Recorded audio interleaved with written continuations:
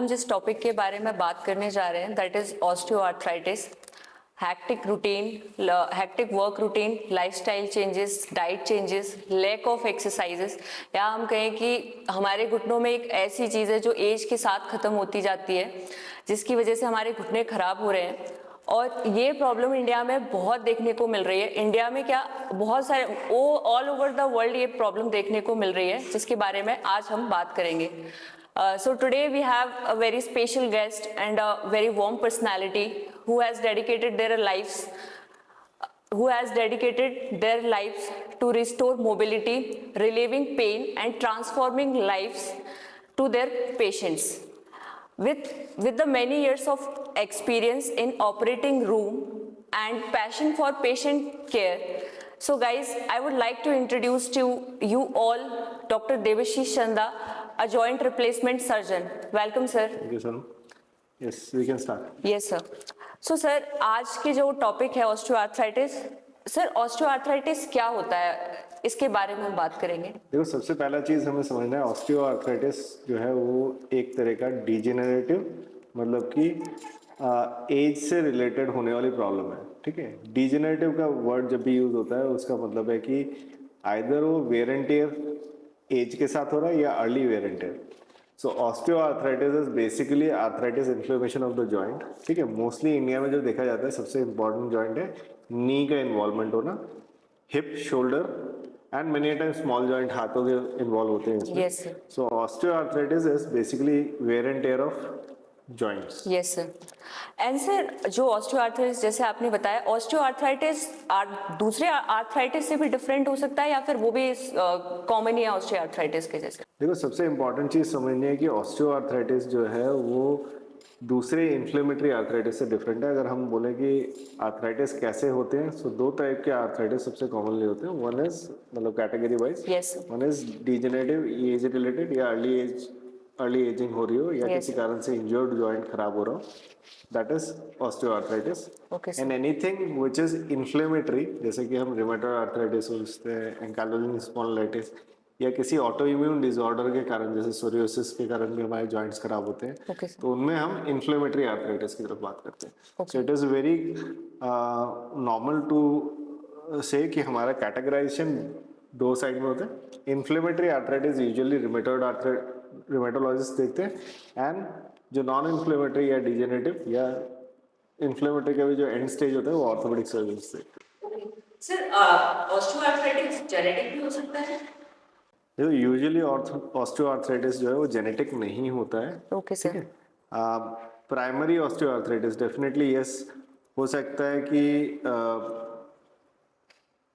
Genetically थोड़ा सा उसके चांसेस हो, but most of the osteoarthritis actually wear and tear, ageing. It could be early age related and sir. Late भी हो सकते हैं, और जॉइंट में कोई इंजरी या कोई किस तरह के कोई और डैमेज हुआ किसी कारण से प्रीवियसली, तो ऑस्टियोआर्थराइटिस लेटर हो सकते हैं जॉइंट। Okay sir. यूजुअली इसको फैमिलियल या वो नहीं बोलते, but there is a pattern called primary osteoarthritis of joint, which is Okay. Familial, एक फैमिली से दूसरी फैमिली में जाता है। Yes, sir. But fortunately India में वो बहुत कम है। Sir, what are the common cause and risk for osteoarthritis? देखो, एक तो ageing everyone has to go through. Yes sir. ठीक है, तो लोगों का कहना होता है कि मेरे साथ क्यों। सो ऑस्टियोआर्थराइटिस तो सबको ही होना है। Yes, sir. इसके सिवियरिटी डिफरेंट अलग लोगों में होते हैं। अगर मैं बोलूँ कि एजिंग होगी ही नहीं तो ये कंप्लीटली गलत चीज़ है। Okay sir. Osteoarthritis will happen in every age group. ठीक है, Okay. किसी को अर्ली, जैसे सफेद बाल होना जल्दी हो जाते हैं, किसी को लेट हो जाते हैं। ठीक Yes, है, sir. अगर रिस्क फैक्टर्स देखें किसको होने वाला है ज़्यादा, तो उसमें है, सबसे पहला है जिनकी बोन्स सॉफ्ट है, मतलब कि ऑस्टियोपोरोसिस अगर है, हड्डियां नरम है, तो जॉइंट जल्दी खराब हो जाएंगे। Yes sir. एक्टिविटी बिल्कुल नहीं करते या बहुत ज़्यादा एक्टिविटी करते हैं। Yes sir. आप किसी जॉइंट को, जैसे गाड़ी के टायर को नहीं चलाओगे तब भी खराब पड़े हो सकते हैं, और ज़्यादा चलाओगे तो जल्दी खिंच जाते हैं। Yes sir. सेकेंड वेट है, definitely yes, but weight is one of the thing, it is not everything. Okay. ठीक है, इनएक्टिविटी के साथ बोन सॉफ्ट, अगर वेट ज़्यादा है तो उन लोगों के आर्थराइटिस होने के चांसेस ज़्यादा है। अलाइनमेंट डिफॉर्मिटीज, जैसे कि किसी के बो लेग्स है, किसी के नॉक नहीं होते हैं, Yes, तो ये दोनों चीज़ें भी देखा गया है कि यूजुअली ऑस्टियोआर्थराइटिस के पेशेंट्स, उन लोगों को ज़्यादा होता है। एंड समटाइम्स इंजरी इंड्यूस्ड, किसी को अगर जॉइंट में इंजरी हुई है, जॉइंट में कोई प्रॉब्लम हो एंड ही और she is not taking care of his joint, और हो सकता है कि उनको ज़्यादा प्रॉब्लम करे।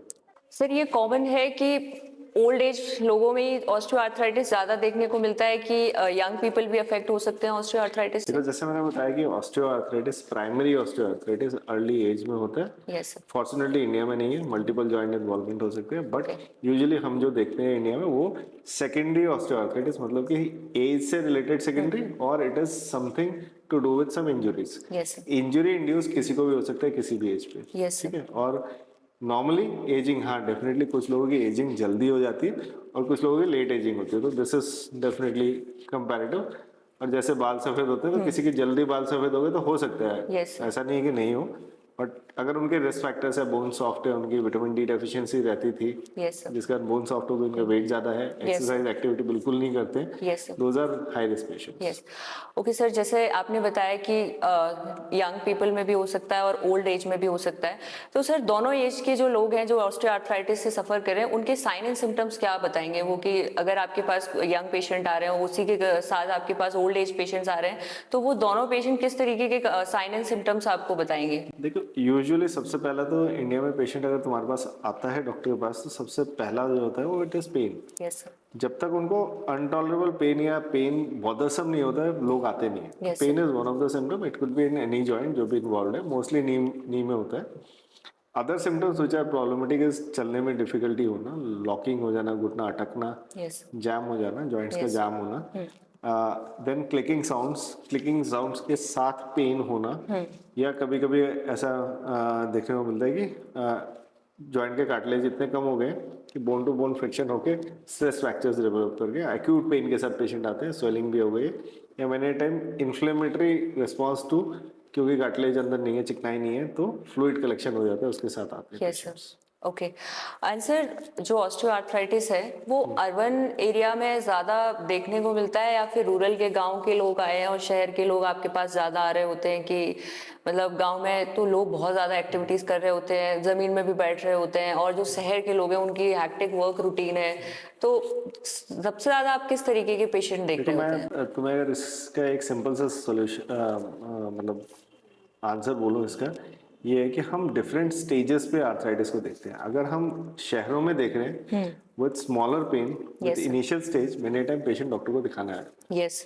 बट इन रूरल एरियाज लोग डिफॉर्मिटीज, बहुत पैर टेढ़े भी हो गए हो जी, उसके सर। बाद आते हैं, ठीक है, एंड स्टेज में ज्यादा लोग दिखाई Yes, देते हैं। sir. One of the reason is कि पेन टॉलरेंस जो है वो लोगों को लगता है कि अच्छा ये तो एजिंग हो रही है तो दर्द तो होगा ही, ठीक है, Yes, जो sir. रूरल पॉपुलेशन में या टियर 3 सिटीज में होती है, जो एकदम बड़े शहरों में होते हैं, उनमें क्या होता है कि थोड़े से इनमें लोग दिखाते हैं, ओके। एंड उनको आर्थराइटिस का डायग्नोसिस अर्ली हो जाता है ऑस्टियोआर्थराइटिस का, Okay. ठीक है। And there are lot of treatment as well, Yes. Many time right time पे अगर हम लोग ट्रीटमेंट करते हैं तो वो पेशेंट ठीक भी हो जाते हैं। ओके। बट डेफिनेटली ऐसा कोई पैटर्न नहीं है, मैं एक वो बता रहा हूँ, ऐसा हो सकता है कि शहरों के लोग भी बिल्कुल ही अपनी हेल्थ को हेल्थ वो ना देते हो, लेट आते हैं, लेट प्रेजेंटेशन आते हैं, but most of the time usually rural cities में ये मिलता है कि सीवियर डिफॉर्मिटी हो चुकी हो, तो वो पेन के साथ उनको पेन थ्रेशोल्ड भी इतना ज़्यादा होता है कि थोड़ा बहुत पेन हुआ तो उनको पता भी नहीं चलता। जी सर।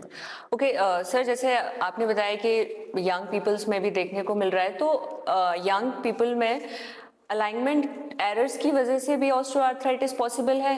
जहाँ नॉक नीज और लॉक नीज जैसे पेशेंट आपके पास आ रहे होते हैं, तो उनमें भी ये चीज पॉसिबल है कि एक साइड घुटना ज्यादा घिस गया होता है और एक साइड से घुटना ज्यादा बोल एक्स और लॉक टाइप तो कंडीशन? ये बहुत ही कॉमन सिचुएशन है। अगर आपका बो लेग है तो देखा गया कि मीडियल कंपार्टमेंट, मतलब inner side of the joint जो है जल्दी खराब हो जाता है। Yes, sir. और अगर नॉक नीज है तो outer side of the joint ज़्यादा खराब हो जाता है। सिंपल लैंग्वेज में अगर समझाऊं, लोगों को समझाना है, गाड़ी का टायर का अलाइनमेंट है, गाड़ी का टायर का अलाइनमेंट अंदर की तरफ घुमा हुआ है तो अंदर वाला हिस्सा घिस जाएगा, बाहर की तरफ घिसा हुआ तो बाहर की साइड घिस जाएगा। सो अर्ली अलाइनमेंट एरर्स को अगर पकड़े, उनको अगर करेक्ट करें, बट प्रॉब्लम जो है ना, तुम ये समझो कि ऑस्टियोआर्थराइटिस में पेशेंट डॉक्टर के पास आता अलाइनमेंट एरर के कारण नहीं है, यस सर। वो आता है पेन के कारण ना। तो पेन जब हो जाता है पेशेंट को शुरू, जो कि अनटॉलरेबल होता है, तब तक ऑलरेडी कार्टिलेज डैमेज सिग्निफिकेंट हो चुका होता है। Yes sir.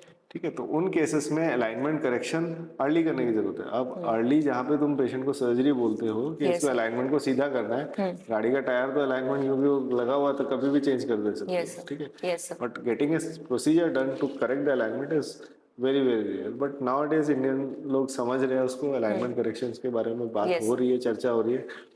अदरवाइज पहले के जमाने में मैं बोलूँगा आज से 10 साल पहले भी लोग इसके बारे में बात नहीं करते रहे, उसको छेड़ते नहीं थे। ओके ओके सर, जो ऑस्टियोआर्थराइटिस के पेशेंट जब आप देख रहे होते हैं ओपीडी में क्लिनिक पर, तो आपको मेल पेशेंट ज्यादा क्वांटिटी में मिलते हैं या फिर आपको फीमेल पेशेंट ज्यादा क्वांटिटी में मिल रहे देखो होते हैं? मैं तो अपनी जो कहानी बताता हूँ कि मैं जब गुड़गांव में आके सेटल हुआ यस सर। तो one of the first big hospital जिसने मुझे हायर किया it was a women centric hospital. Okay sir. And most of the times क्या होता है कि कोई डॉक्टर उस हॉस्पिटल को ज्वाइन नहीं करना चाह रहा था, उसका वन ऑफ द रीजन था it is a women hospital.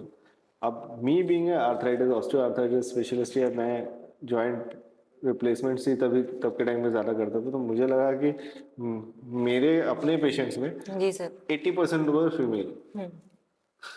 तो मेरे लिए तो ये बूंद था, यस ठीक है, कि उस हॉस्पिटल में मिला जिसमें कि सिर्फ वुमेन या फीमेल सेंट्रिक हॉस्पिटल Yes. है। I thought 80% of my patients are female and if I have to do surgery, मुझे सर्जरीज करनी है तो मुझे फीमेल पेशेंट नहीं मिलती है। तो yes sir. And it is a true Indian scenario, it is a true fact that most of the patients are females on, okay ठीक है। ओके एंड इसीलिए मुझे लगता है कि अगर हम किसी को ये वीडियो दिखा के जागरूक कर सकते हैं तो it is more of our female patients who should actually know about osteoarthritis. Okay sir, I want कि आप अपने पेशेंट्स को ये भी बताएं कि ये नी जॉइंट और हिप जो बॉडी के इतने सारे जॉइंट्स में सबसे ज्यादा नी जॉइंट में क्यों कॉमन होता है?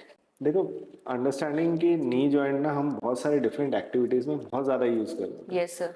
ठीक है। हिप जॉइंट जो है वो क्योंकि अपर जॉइंट है, एक तो समझना है कि जितना हम जॉइंट्स में नीचे जाते रहते हैं उनमें लोड जो है ज़्यादा बढ़ता रहता है। Yes sir. And second is कि जब हम चलते हैं तो हम फ्रंट वे में जब वॉक कर रहे हैं तो नी के ऊपर सबसे ज़्यादा प्रेशर पड़ रहा होता है बायोमैकेनिकली, जितना हमें हिप में नहीं पड़ रहा होता है। ओके सेकेंड इज कि हम लोग इंडियन सिनेरियो में अगर हम देखें तो हम नीचे स्क्वाट बहुत कर रहे होते हैं, क्रॉस लेग सीटिंग कर रहे होते हैं, योगा कर रहे होते हैं, खाना खा रहे होते हैं, सब कुछ हमारा है कि actually Indian style even toilets भी देखोगे ना, everything is on floor. Yes sir. So knee joint जितना हम नीचे बैठने की एक्टिविटी करते हैं उसमें ज़्यादा यूज होता है as compare to the hip joint, okay ठीक है। And that is one of the reason why knee is involve. And American लोगों में अगर देखोगे बिकॉज उनका फ्लोर एक्टिविटी बिल्कुल नहीं होता तो उनका Yes, हिप का आर्थराइटिस ज़्यादा कॉमन है as compare to knee, because hip का मोबिलिटी कम होती है, नीचे नहीं बैठते हैं, यस सर। और उनको हिप की आर्थराइटिस ज़्यादा होती है। हमारे यहाँ ऑस्टियोआर्थराइटिस नी में ज़्यादा होती है क्योंकि नीचे की लो फ्लोर एक्टिविटीज हम कर रहे हैं। ओके सर, ऑस्टियोआर्थराइटिस जब पर्सन ऑस्टियोआर्थराइटिस से सफर कर रहा है तो उनकी लाइफस्टाइल पे क्या इम्पैक्ट पड़ता है ऑस्टियोआर्थराइटिस की वजह से? देखो 90% पेशेंट्स ना हमारे पास पेन के सिग्निफिकेंटली लेटर स्टेज में आते हैं, यस सर। ठीक है। वो मॉडिफाई कर ही चुके होते हैं अपनी लाइफस्टाइल को। सबसे पहला लाइफस्टाइल मॉडिफिकेशन जो उन्होंने किया होता है कि जैसे घुटनों में दर्द होता है चलने से या लंबा चलने से, तो दे Yes. Stop walking, which is completely गलत, Yes, false, sir. ठीक है। मुझे लगता है कि उसका उल्टा उन्हें करना चाहिए कि they should even start walking, doing activities ज़्यादा करनी चाहिए थी। वो बेसिक लेवल से भी नीचे चले जाते हैं, Yes, ठीक है। नाउ पेन हो रहा है, आपको डॉक्टर को दिखाना है, मीट करना है, रेदर आप सोचते हो कि मैं चलूंगा ही ना, ठीक है, अपनी एक्टिविटीज लिमिट करनी शुरू की। पहले तो ये सोशल गैदरिंग से शुरू होती है या बाहर जाने की चीज़ों से होती है, धीरे धीरे क्या होता है एसेंशियल एक्टिविटीज भी कम कर देते हो, आप घर Yes. में रखने लग जाते हो। जितना आप घर में रुकोगे उतना ही चांसेस आप वेट गेन करोगे, Yes. ठीक है। Walking itself is one of the exercises जिससे नॉट ओनली बोन स्ट्रेंथ हो रही है, मसल स्ट्रेंथनिंग हो रही है, एज वेल एज आपका वेट कंट्रोल हो रहा है, ठीक है। आपने उसे ही कम कर दिया, ठीक है। तो अब क्या होगा, वेट गेन करेगा तो उसी घुटने में दोबारा पड़ने वाला है, यस सर। ठीक है। आउटडोर एक्टिविटी से आपको विटामिन डी सनलाइट से आने वाला था जो कि बिल्कुल भी नहीं आने वाला है अभी। यस। तो ये सारी चीजें जब होती है तो धीरे धीरे क्या है स्टेज जो है वो एडवांस स्टेज की तरफ ही जाता रहता है। Yes sir. And it is always adviseful, जैसे एक पुराना डायलॉग होता है ना कि one stitch at a time saves 10। Yes, तो sir. टाइमली अगर दिखाएंगे तो डेफिनेटली ऑस्टियोआर्थराइटिस को भी एक्चुअली रोका जा सकता है, इवन रिवर्स भी किया जा सकता है बहुत यस सारे सर, केसेस में। Yes sir. Sir I want कि आप अपने पेशेंट्स को बताएं कि जब ऑस्टियोआर्थराइटिस डायग्नोस हो चुका है तो उस टाइम वो क्या, मतलब लाइक कि prevention is better than cure, कि वो वहाँ से क्या कर सकते हैं जो अपने ऑस्टियोआर्थराइटिस को और प्रोग्रेस ना होने दें, बढ़ने ना पाए वो अब आगे से। देखो, ऑस्टियोआर्थराइटिस अगर नी की बात मैं करता हूँ या किसी भी जॉइंट की बात करता हूँ तो मुझे सबसे पहला चीज जो लगता है is you have to get some things sorted. Number sir. 1, अगर मैं मेडिकल टेस्ट के हिसाब से बोलता हूँ तो vitamin D level, B12 level, Yes, uric sir. Acid level, Yes, sir. ये 3 चीजें बहुत इंपॉर्टेंट है। First is vitamin D has to be very high, yes sir. ठीक है। सेकंड इज आपका B12 level is to be high, Yes. Uric acid कम होना चाहिए, 6 के लेवल से नीचे होना चाहिए। इसके अलावा बोन डेंसिटी, अगर हड्डियां नरम हो रही है उसका डायग्नोसिस होना जरूरी है। Bone Yes, density is a neglected test, yes sir. ठीक है। लोग हॉस्पिटल्स ने खरीद लिए हैं बोन डेंसिटी की मशीन, डेक्सा स्कैन्स, तो वो लोग क्या करते हैं उसको एक प्रिवेंटिव हेल्थ चेकअप के लिए कराते हैं। Nobody even sees that report, उठा के देखते नहीं Yes, कि उसमें है क्या। Yes sir. Osteopenia should be treated, ठीक है। सो बोन्स अगर आपकी सॉफ्ट हो रही है उसका one of the reason is vitamin D, B12 deficiency and osteoporosis, आप उसको ट्रीट करना शुरू करें, ठीक है। Yes sir. इसके लिए डॉक्टर विजिट जरूरी है। इसके अलावा रेगुलर एक्सरसाइजेस, जिसमें Yes. सबसे easy exercises walking, yes sir. ठीक है, साइकिलिंग, क्रॉस ट्रेनर, ये सारी चीजें आप कर सकते हो, यस सर। ठीक है। नी की एक्सरसाइजेस, मुझे नहीं लगता है क्वाड्रिसेप्स एक्सरसाइज, नी एक्सरसाइज डालें और बहुत सारे एक्सरसाइजेस आ जाए। आप एक फिजियो से पूछ के भी या किसी एब्सोल्युटली डॉक्टर से पूछ के आप स्टार्ट कर सकते हो। Right sir. वेट को मैनेजमेंट करना, आपका वेट बढ़ता हुआ जा रहा है, आप वेट को कट कम कहीं तो करोगे, यस सर। ठीक है। So these are good things which everyone should do it. मुझे लगता है कि करने से फायदा मिलेगा ही। Yes. And sir, conservative treatment कितना हेल्पफुल है और इसमें क्या क्या ऑप्शन हो सकते हैं पेशेंट्स के लिए? देखो, मुझे लगता है कि नी आर्थराइटिस का 90-95% treatment is conservative, okay. But unfortunately patient हमारे पास जब आते हैं ना, वो एकदम लेट स्टेज में आते हैं। अब यस सर। पेशेंट्स की कहानी अगर मैं सुनाऊं तो वो आते हैं सबसे लेट में इसलिए क्योंकि वो डरते हैं ना। डरने वाला पेशेंट जो है, मुझे लगता है कि उसे सबसे पहले आना चाहिए रेदर देन सबसे आखिरी में वो पहुंचे, यस सर। ठीक है। आपको अगर अर्ली सिम्टम्स में बताता हूँ, क्लिकिंग साउंड्स आ रही है, आपको बैठ के खड़े होने में, फर्स्ट स्टेप लेने में दिक्कत आ रही है, सीढ़ी चढ़ने उतरने में थोड़ा बहुत इनिशियल स्टेप पे इशू आता है, यस सर। ठीक है। आपको कभी कभी घुटना सूजा हुआ दिखाई देता है, आपके विटामिन डी लेवल्स लो रहते हैं, दीज आर फर्स्ट साइंस जिसमें आपको डॉक्टर को दिखा के उनको करेक्ट करना है। And Yes, sir. अनफॉर्चुनेटली लोग मजाक उड़ाते हैं, जैसे विटामिन डी अगर कम है तो वो कहेंगे अरे हमारे तो ऑफिस में सबका कम है, या मेरे से और भी किसी का कम है, उसको जी एग्जांपल सर। देते हैं, यस सर। ठीक है, rather than getting it corrected. Yes, sir. And secondly protein diet, जैसे उसके बारे में लोग जैसे वेजिटेरियन बहुत उसमें करते हैं, बट अंडरस्टैंड कि हमें जो जितना हाई क्वालिटी ऑफ प्रोटीन चाहिए वो भी बहुत कम ही मिलता है। Yes sir. Low protein diet, low D3 calcium diet, अब एक्सरसाइजेस भी नहीं करते तो हमारी बोन सॉफ्ट होंगी ही होंगी। So we have to understand, we have to make them strong, we have to do activities accordingly. Okay sir, conservative treatment कितना हेल्पफुल है ऑस्टियोआर्थराइटिस के पेशेंट्स के लिए और इसमें क्या क्या ऑप्शंस होते हैं? देखो, 90-95% of conservative treatment he osteoarthritis का ऑलमोस्ट 90% पेशेंट्स में यही काम करने वाला है। Yes, it is not surgery, but understanding, जब हमारे पास पेशेंट पहुंचता है वो ऑलरेडी एडवांस स्टेज पे इसलिए पहुंच जाता है क्योंकि अर्ली स्टेज पे दिखाता ही नहीं। Yes sir. पेशेंट को अर्ली स्टेज पे मिलना बहुत जरूरी है। क्यों? क्योंकि ऑस्टियोआर्थराइटिस के जो अर्ली सिम्टम्स है, जैसे आपको नी में अगर है तो आपको फर्स्ट स्टेप खड़े होने में दिक्कत आ रही है, क्लिकिंग साउंड्स आ रहे हैं, Yes, sir. स्टेयरकेस चढ़ते वक्त स्टार्टिंग करते वक्त दिक्कत आती है, या Yes, बहुत ज्यादा चढ़ने से दिक्कत आती है, Yes, sir. बहुत चलने के बाद दर्द शुरू होता है। तो these are early signs and these are the signs जहाँ पे कि आपको ट्रीटेबल है, जैसे विटामिन डी सप्लीमेंट्स को लेके, प्रोटीन डाइट को बढ़ा के, कैल्शियम sir. डाइट को, बोन को स्ट्रॉन्ग करके। सो ऑस्टियोआर्थराइटिस का अगर मैं देखूं कि मैं मेडिसिनल, मतलब मैं चिकनाई या कार्टिलेज को बनाने की मेडिसिन नहीं दे रहा हूँ, उससे पहले ही बहुत सारी चीजें, vitamin D high, high protein diet, yes sir. Osteoporosis को बनाने के लिए exercises, regular weight training exercise, knee के राउंड की एक्सरसाइजेस, यस सर। ठीक है। अवॉइडिंग सम एक्टिविटीज, आपको घुटनों में दर्द हो रहा है, नीचे जमीन पे ना बैठे, हाई मतलब एकदम लो चेयर्स में ना बैठे, सीढ़ी चढ़ना उतरने को कट डाउन कर दे। इसके साथ अगर मैं वेट को रिड्यूस कर देता हूँ, काफी ज्यादा फायदा मिल जाता है। नाउ कमिंग टू मेडिसिन, इतनी सारी मेडिसिन है, मतलब नाम लेते लेते थक जाओगे तुम कि अभी ऑस्टियोआर्थराइटिस की इतनी मेडिकल ट्रीटमेंट अवेलेबल है, स्टार्टिंग फ्रॉम डायसिलिन, ओल्डर मेडिसिन, कॉन्ड्रोटिन, MSM, उसके बाद कोलाजन के भी डिफरेंट डिफरेंट टाइप्स आ रहे हैं जिनसे कि कार्टिलेज की जो स्ट्रेंथ बढ़ाई जा सकती है. So understanding lot of treatments are there. Apart from it, अगर कंजर्वेटिव में जाते हैं, थोड़ा सा इन्वेसिव प्रोसीजर्स में जाते हैं, जैसे अर्ली स्टेजेस में PRP therapy and gel lubrication medications, जो इंजेक्शन हाइलुरोनिक एसिड का जेल हम लोग नी के अंदर देते हैं. These are conservative treatment along with a good physio rehab, जैसे कि पेशेंट को हम स्ट्रेंथन कर सकते हैं. साथ ही साथ हम लोग फुटवेयर, कुशनी फुटवेयर से भी काफी ज्यादा फायदा उठा सकते हैं. But understanding at what stage patient हमारे पास पहुंचा है, उस पर बहुत डिपेंड करता है. सर, आप मतलब किस टाइप के फुटवेयर्स ऑस्टियोआर्थराइटिस के पेशेंट्स को रिकमेंड करेंगे? बहुत सारे पेशेंट ये वाला क्वेश्चन पूछते हैं कि हम किस फ्लैट्स पहने, वेजेस पहने, हील्स पहने, किस टाइप के फुटवेयर्स आप? फुटवेयर तो सबसे जरूरी है, बहुत ही कुशनी होना चाहिए. स्पोर्ट शूज जिनमें आर्च सपोर्ट होता है. अगर मैं बोलूंगा आर्च सपोर्ट के साथ, इट इज यूजुअली लाइक कोई भी अगर अच्छे ब्रांड का, जैसे स्केचर्स का आर्च सपोर्ट ले लेते हो या एसेक्स का आप कैनो जेल ले लेते हो, दीज आर वेरी गुड शू, जिनमें की कुशन बहुत अच्छा है. घर के अंदर भी क्रॉक्स लाइटराइट या स्केचर्स के लाइटराइट शूज आते हैं, उनमें कुशन काफी अच्छा होता है. These are very good shoes to have it. ठीक है, तो these are I think ideal shoes. And avoiding very high heel and flat sandals, क्योंकि पैर का शेप भी फ्लैट नहीं है, फ्लैट में झटके भी लगते हैं. खाली पैर से भी नी में आर्थराइटिस बढ़ सकता है. ओके सर, जब हमारे पास पेशेंट आते हैं और उन्होंने कंजर्वेटिव ट्रीटमेंट काफ़ी लिया, इससे उन्होंने लाइफ के 5-6 साल आराम से काट लिए, बट अभी भी प्रोग्रेस में है क्योंकि वो डेली बेसिस पे एक्सरसाइज नहीं कर पा रहे हैं, कभी कभी लाइफस्टाइल चेंजेस वगैरह ऐसे होते रहते हैं, तो पेशेंट पूछते हैं कि सर्जरी सक्सेसफुल प्लान है या फिर सर्जरी सक्सेसफुल ट्रीटमेंट रहेगा, क्योंकि उन्होंने बहुत जगह से ऐसा सुना होता है कि हमारे प्रधानमंत्री के घुटने सही नहीं हुए तो हमारे कैसे हो जाएंगे, इसका खराब हो गया, उसका खराब हो गया, हमारे परिवार में किसी ने कराया था वो तो बेड से ही नहीं उठ पाए. इस टाइप के भी क्वेश्चन पेशेंट पूछ रहा होता है, तो सर क्या आप कहेंगे इस पर? देखो, मैं ये समझाता हूँ, इसके लिए मैं हमेशा इस स्टोरी को बताता हूँ कि नी रिप्लेसमेंट या हिप रिप्लेसमेंट आर्थराइटिस के लिए कम्प्लीटली सक्सेसफुल सर्जरी है.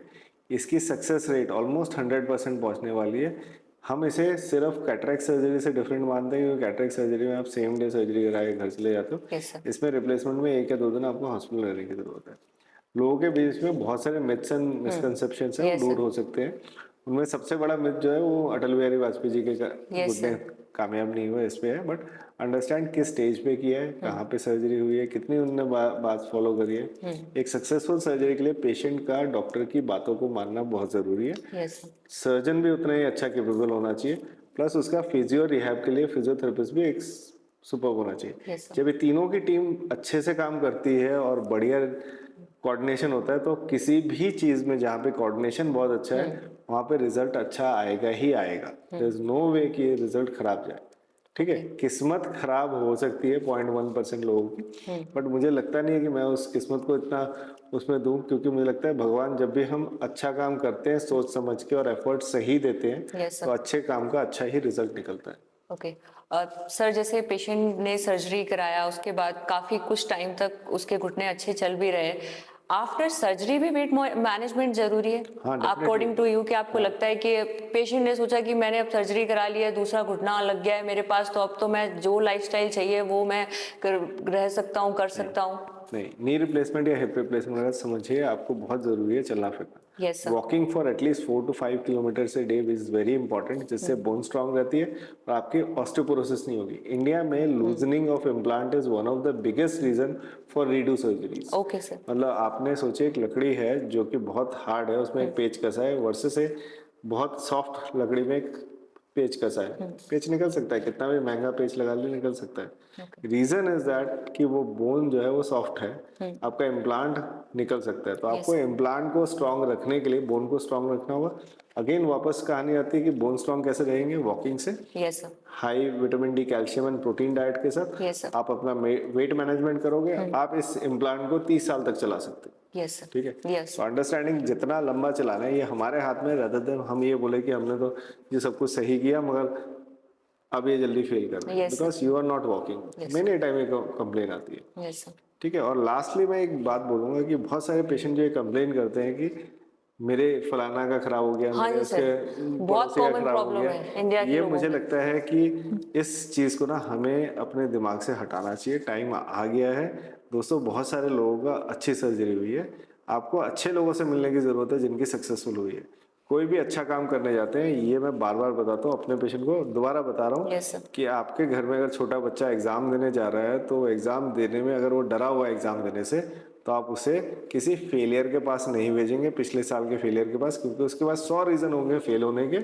एग्जाम सिस्टम खराब है, स्कूल खराब है, पढ़ाई नहीं कराई, टीचर खराब थी, सब्जेक्ट टफ है, क्वेश्चन मैंने जो पढ़े थे वो नहीं आया, 50 रीजन होंगे। यस बट उसी स्कूल के टॉपर के पास 100 रीजन होंगे उस एग्जाम को टॉप करने। यस सर, तो आपको हमेशा सर्जरी से पहले टॉपर जैसे पेशेंट से मिलना है। उन्होंने क्या किया, उन्होंने कैसा किया, 1 2 3 टॉपर से आप मिलोगे, आपको समझ में आ जाएगा। सब में बीच में एक ही कॉमन चीज़ है, उन्होंने अपने डॉक्टर की बात पूरी फॉलो की है, उन्होंने अपने सर्जरी को सक्सेसफुल करने के लिए सारी चीज़ें की है, एफर्ट की है, एक्सरसाइजेस पर पूरा फोकस किया है, यस सर, एंड कहीं पे कंफ्यूजन क्रिएट नहीं किया। Yes sir, and before surgery उन्होंने प्रीहेबिलिटेशन एक्सरसाइजेस करके अपने आप को रेडी किया हो। Yes sir, So these are things which I think patient should understand and Yes. should not take negative as वो नेगेटिव। हाँ, हर चीज का अच्छा है तो खराब है, खराब है तो उसका तोड़ भी है, इतना मैं बताता हूँ। मैं हर बार ये बोलता हूँ, अगर आपके पास कोई ऐसा पेशेंट है जिसका कुछ खराब हुआ है तो ले आइए, मैं उसे भी ठीक करूँ। Yes sir, thank you sir, thanks a lot,